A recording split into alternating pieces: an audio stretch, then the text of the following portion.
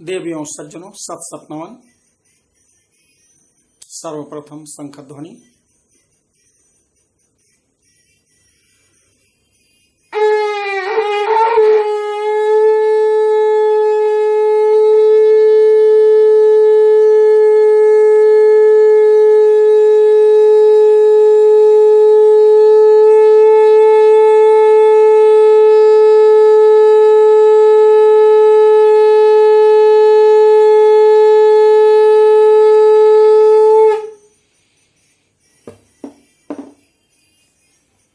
आदि शक्ति माता भगवती सबका कल्याण करें। मैं आपके सम्मुख आत्म परिचय भाग 139 देवी भागवत महापुराण को लेकर उपस्थित हुआ हूं। इस परिच्छेद में सेनापतियों सहित महिषासुर के वध का वर्णन लेकर के आपके सम्मुख उपस्थित हुआ हूं। सबसे पहले माता भगवती का ध्यान।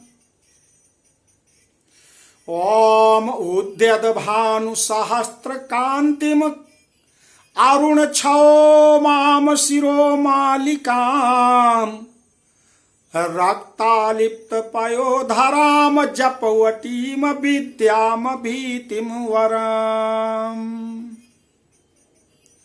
हस्ताब्जैर्दधतीं त्रिनेत्र बिलसदवक्त्रारविन्दाश्रियं देवीं बद्धहिमांशुरत्नमुकुटां वन्दे अरविन्दयी स्थिताम्।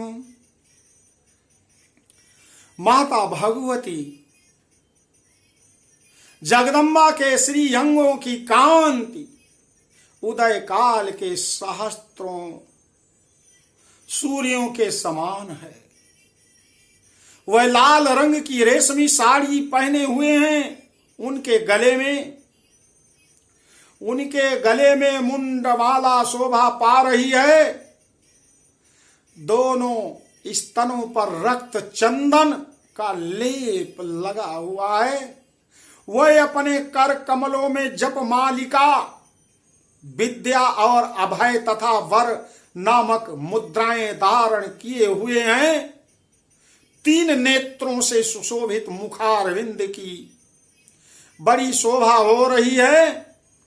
उनके मस्तक पर चंद्रमा के साथ ही रत्नमय मुकुट बंधा है तथा वे कमल के आसन पर विराजमान हैं। ऐसी देवी माता भगवती जगत जननी जगदम्बा को मैं भक्ति पूर्वक प्रणाम करता हूं। माते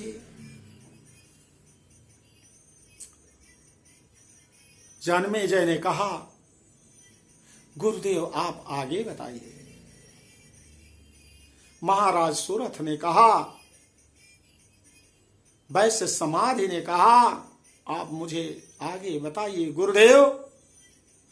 ओम ऋषिरुवाच निहन्यमानं तत्सैन्यम् अवलोक्य महासुरः सा देवीं सर्वर्षेण ववर्ष समरे असुरः यथा मेरुगिरेः शृंगं तोयवर्षेण तोयदः तस्य छित्त्वा ततो देवी लीलयैः सरोत्करान्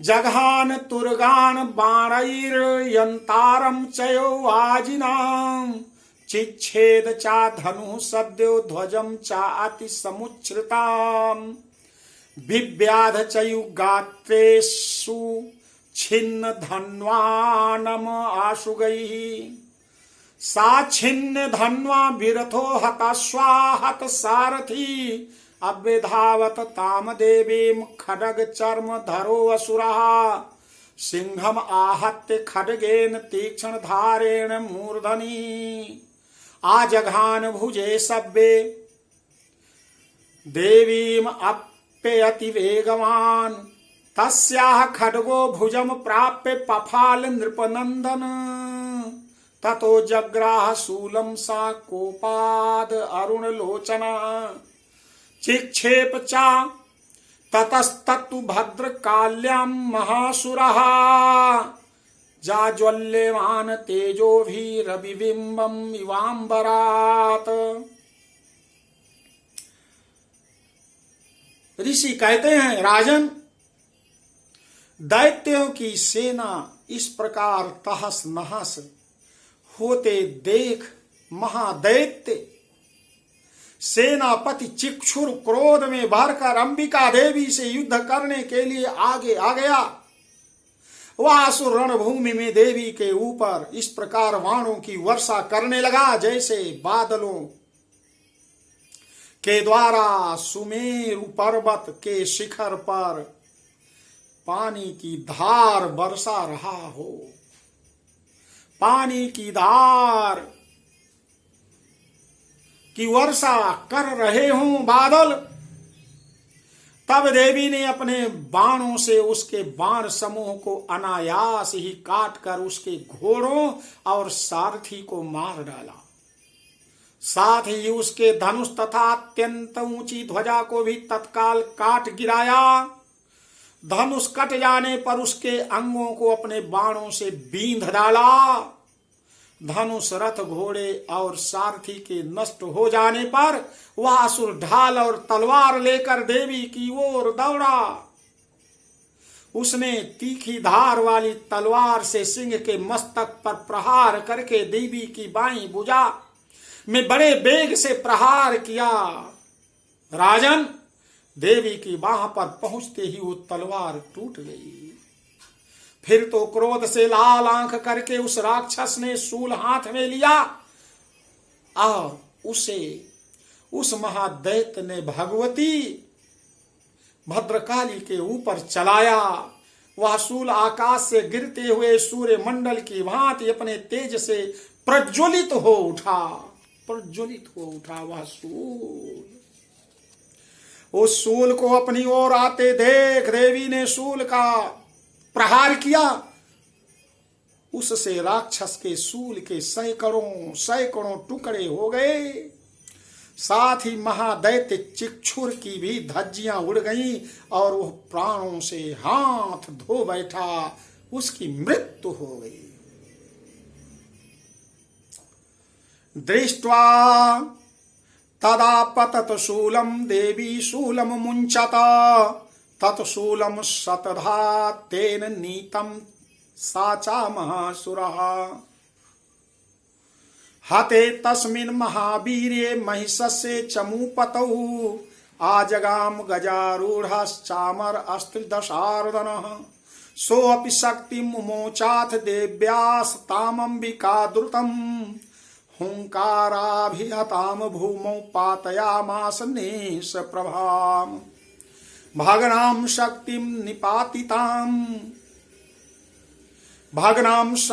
निपतिताम दृष्ट्वा क्रोध समन्विता चिक्षेप चामरा शूलम बाणैस्तदपि सा छिन्नत ततः सिंहा समुत्पत्ते गज कुंभांतरे स्थितः बाहुयुद्धेन युधे तेनोच्चैस्त्री दशारिणा युध्यमानो ततस्तौ तु तस्मान् नागान् महीगतौ युधाते अति संरब्धौ प्रहारैर अति दारुणैः ततो वेगात् खमुत्पत्ते निपत्ते चा मृगारिणा कर प्रहारेण शिरश्चामरस्य पृथक् कृतम् उदग्रश्चरणे देव्या शिलावृक्षादिभिर्हताः दन्तुम् उष्टितलैश्चयु करालश्चा निपातिता देवी क्रुद्धा गदापातैश्चूर्णयामास चोद्धताम् वास्कलं भिन्दिपालेन बाणैस्ताम्रं तथान्धकाम्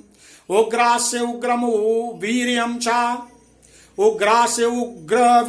च तथैव च महाहनुम् तिर्नेत्रा च त्रिशूलेन जघान परमेश्वरी विडालास्यासिना कायात् पातयामासु वैशिरः दुर्धरं दुर्मुखं चोभौ शरैर्निन्नेयमक्षयाम्।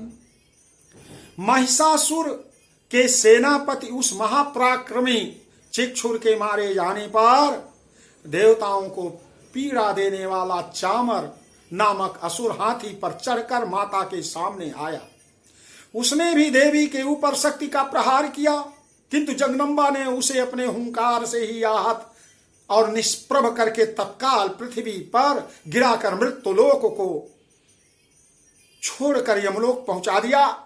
शक्ति टूटकर गिरी हुई देख चामर को बड़ा क्रोध आया। उसने भी शूल चलाया, किंतु देवी ने भी उसे अपने बाणों द्वारा काट दिया। इतने में देवी का सिंह उछलकर हाथी के मस्तक पर चढ़ गया और उस दैत्य के साथ खूब जोर लगा करके बाहुयुद्ध करने लगा। वह दोनों लड़ते लड़ते हाथी से पृथ्वी पर आ गए और अत्यंत क्रोध में भरकर एक दूसरे पर बड़े भयंकर प्रहार करते हुए लड़ने लगे। तदंतर सिंह बड़े वेग से आकाश की ओर उछलता है और उधर से गिरते समय उसने पंजों की मार से चामर का सिर धड़ से अलग कर दिया। इसी प्रकार उदग्र नामक असुर शिला और वृक्ष आदि की मार खाकर रणभूमि में देवी के हाथों से मारा गया, तथा कराल नामक राक्षस भी दांतों, मुक्कों और थप्पड़ों की चोट से धराशायी हो गया। क्रोध में भरी हुई देवी गदा की चोट से उद्धत नामक असुर का भी कचूमर निकाल दिया। भिंदीपाल नामक असुर और वास्कल को तथा वाणों से ताम्र और अंधक को मौत के घाट उतार देती हैं माता जगदम्बा।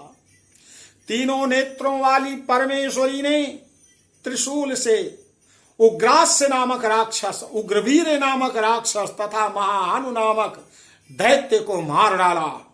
तलवार की चोट से बिडाल, जो बिल्ली का स्वरूप वाला है, ऐसे महाअसुर को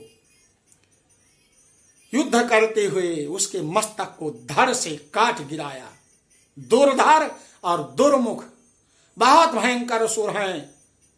दोनों को युद्ध करते हुए माता ने अपने बाणों से यमलोक भेज दिया। एवं संक्षीय मारे तू सो सैन्य महिषासुरः महिषेण स्वरूपेण त्रासयामास्तान गणान कांचित तुंड प्रहारेण खुरचेपैस्तथा प्राण लांगूल ताडितांश्चान्यास श्रृंगाभ्याम चा विदारितान वेगेन कांचिद अपरान्नादेन भ्रमणेन चा निःश्वास पवनेन अन्यान पातयामास भूतले निपात्य प्रमथानी कम भेदावत सो असुरा सिंहम हंतुम महादेव्या कोपम चक्रे ततो अंबिका सोपि कोपान महावीर्या खुरछुण महितलः श्रृंगाभ्याम प्रबतान उच्चांश्चिक्षेप चा ननाद चा वेग भ्रमण भिक्षुणा महितस्य व्यशीरयत लांगूलेन आहताश्चाब्धि प्लावयामास सर्वतः धुत श्रृंग विभिन्नाश्चा खंडम खंडम ययुर्घना श्वासानिलस्ताः शतसो निपेतुर्नभसो अचला इति क्रोधा समाधातम आपतंतम महासुराम दृष्ट्वा चा चंडिका कोपम तद्वधाय तदा करोत् सा क्षिप्त्वा तस्य वै पाशं तं बबन्ध महासुरं तत्याज महिषमरूपं सोऽपि बद्धो महामृधे ततो सिंहो भवत् सद्यो यावत् तस्य अंबिका शिरः छिन्नत्य तावत् पुरुषा खड्ग पाणिर्दृश्यत तत एवासु पुरुषं देवी चिच्छेद सायकैः तम खड्ग चर्मणासार्धं तथा सो भून महागजः करेण चा महासिंहम तम चकर्ष जगर्ज चा। इस प्रकार महिषासुर अपनी सेना का संहार होता हुआ देखकर भय से का रूप धारण करके देवी के गणों को त्रास देना शुरू किया। किन्हीं को थूथुन से मारकर, किन्हीं के ऊपर खुरों का प्रहार करके, किन्हीं किन्हीं को पूंछ से चोट पहुंचा करके, कुछ एक को सींगों से विदीर्ण करके, कुछ गणों को बेग से, किन्हीं को सिंहनाद से, कुछ को चक्कर देकर, और कितनों को निःश्वास वायु को झोंकों से, निःश्वास वायु के झोंकों से धाराशायी कर दिया। इस प्रकार गणों की सेना को गिरकर, इस प्रकार गणों की सेना को गिरकर देखती हुई माता जगदम्बा क्रोध करने लगी और वह असुर महादेवी के सिंह को मारने के लिए झपटता है। इस प्रकार जगदम्बा को बड़ा क्रोध आता है। उधर महाक्रमी महिषासुर भी क्रोध से भरकर धरती को खुरों से खोदने लगता है तथा अपने सींगों से ऊंचे ऊंचे पर्वतों को उठाकर फेंकने लगता है, गरजने लगता है। उसके वेग से चक्कर देने के कारण पृथ्वी क्षुब्ध होकर फटने लगती है। उसकी पूंछ से टकराकर समुद्र सब ओर से धरती को डुबोने लगता है। हिलते हुए सींगों के आघात से विदीर्ण होकर बादलों के टुकड़े टुकड़े होने लगते हैं। उसके श्वास की प्रचंड वायु के वेग से उड़े हुए सैकड़ों पर्वत आकाश से गिरने लगते हैं। इस प्रकार क्रोध में भरे हुए उस महादैत्य को अपनी ओर आते देख चंडिका ने उसका वध करने के लिए महाक्रोध किया। उन्होंने पास फेंककर उस महान असुर को बांध लिया। उस महासंग्राम में बंध जाने पर उसने भैंसे का रूप त्याग दिया और तत्काल सिंह के रूप में वो प्रकट हो गया। उस अवस्था में जगदम्बा ज्यों ही उसका मस्तक काटने के लिए उद्यत हुई, त्यों ही वो खड्गधारी पुरुष के रूप में दिखाई देने लगा। तब देवी ने तुरंत ही बाणों की वर्षा करके ढाल और तलवार के साथ उस पुरुष को भी मार डाला। इतने में ही वो महान गजराज के रूप में अपने को प्रकट किया तथा अपनी सूंड से देवी के विशाल सिंह को खींचने और गरजने लगा।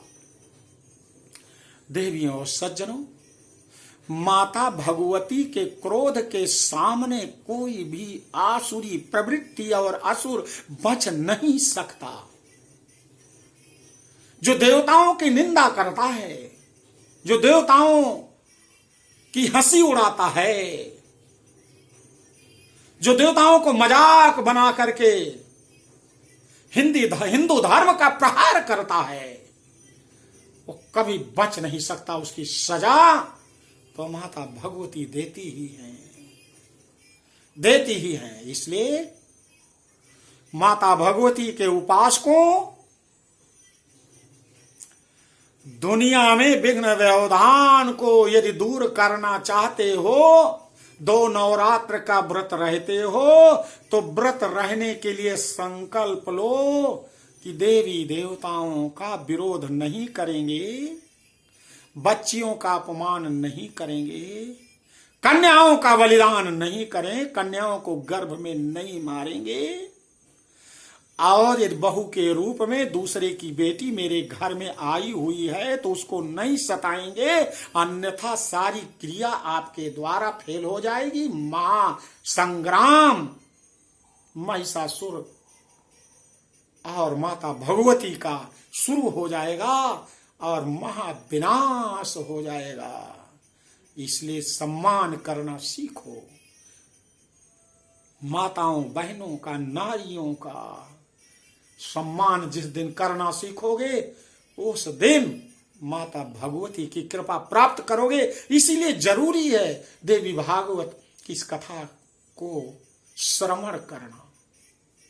समय निकालो, किसी के पास समय नहीं है, समय 24 घंटे में माता भगवती के इस 20 मिनट के वीडियो को देखो, सुनो, समझो और विघ्न व्यवधान दूर हो जाएंगे। शब्द रूपी ध्वनि यदि आपके घर में, आपके कान में पड़ेगी, निश्चित ही विघ्न व्यवधान दूर हो जाएगा। बोलो आदि शक्ति माता भगवती की जय।